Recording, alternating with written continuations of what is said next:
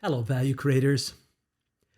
I recently polled a few of my collaborators about lessons they learned from their digital endeavors. I wanted to hear unusual lessons beyond the cliches like have an executive sponsor or align your business and IT priorities. In the end, we had 20 ideas and voted on the top 5. Here they are.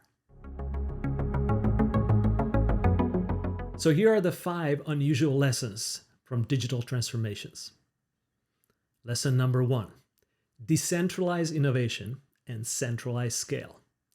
Well, what does that mean? Well, governance matters. Companies with a culture of decentralized decision making tend to be a lot better with innovation and digital ideas. Competitive advantage is best created closest to the customer or the product. So decentralized companies tend to move much faster with digital ideas.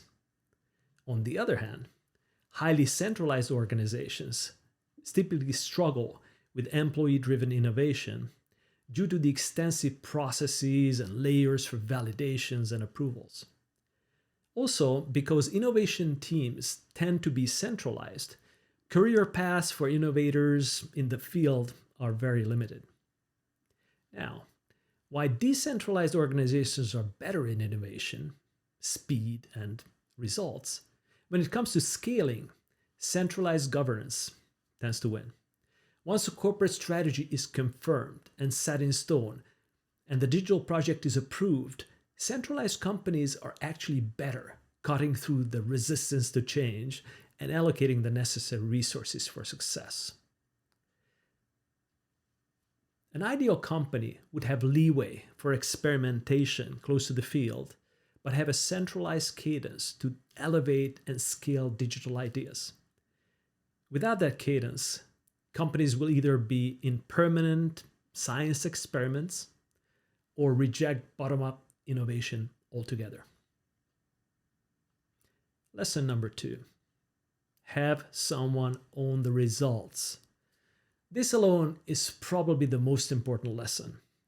The best way to get results is for somebody to own them.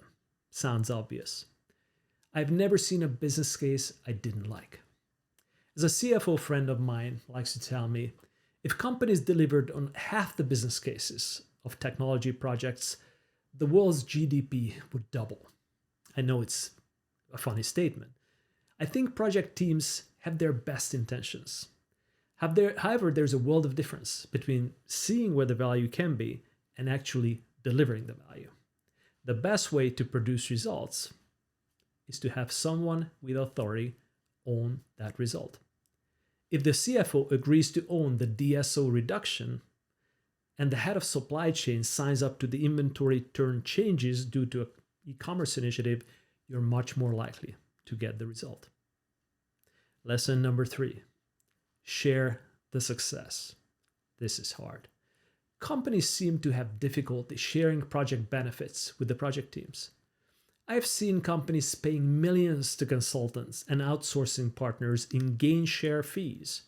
Yet when it comes to rewarding their own project teams delivering on those mission critical projects, businesses often hold back.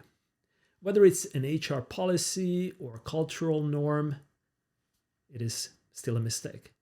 The same way top salespeople get outsized rewards for moving the business forward, teams that drive digital transformation should get similar recognition. It became even clearer in this crisis, when digital teams literally saved their companies from collapse. Internal rewards were harder than external ones, and it makes no business sense. The odds are often stacked against the success of an internal digital project team due to status quo. If there was a great reward being part of the transformation, it would also help the internal change management of the project. Anyone willing to do a gain share arrangement with a consultant, but not with their own team, is not making rational business decisions. Lesson number 4. Outsource the mundane, insource innovation and strategy. Most businesses know to outsource the mundane, low value added activities. They often also outsource the thinking, the strategy, the change leadership. It's hard to imagine what core competency is retained if both high value strategy and low value activities are outsourced. In fact, many businesses become vendor managers and gain expertise in sourcing and procurement only.